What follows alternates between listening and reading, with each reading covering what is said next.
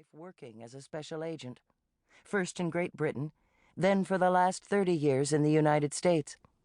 When he wasn't off on some secret mission for the State Department, he worked for the FBI.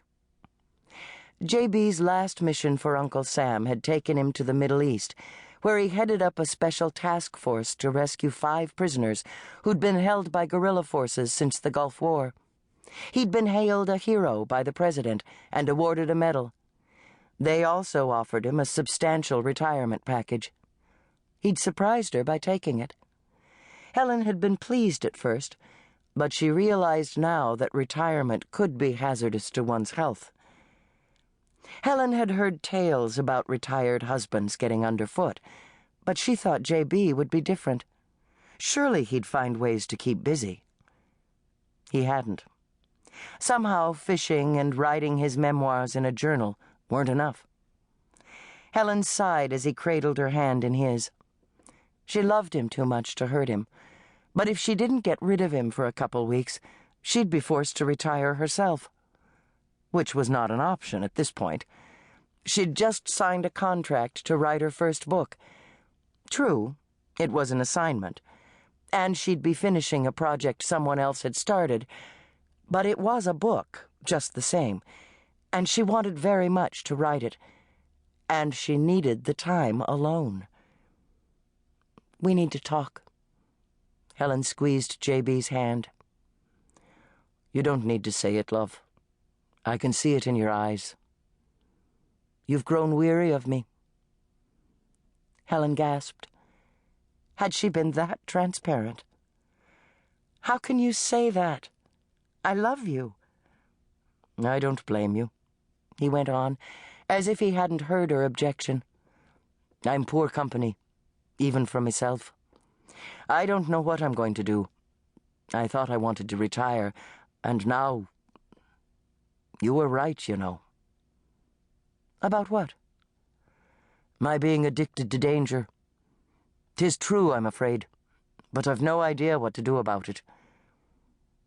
Tears stung her eyes. "Helen Bradley," she scolded. "You've been so concerned about yourself, you didn't even stop to think about how he might be feeling.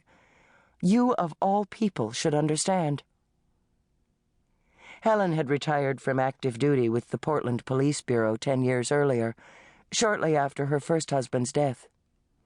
Ian McGrady and JB were two of a kind, both dedicated to ridding the world of evil. In fact, the men had been best friends since their military academy days in England.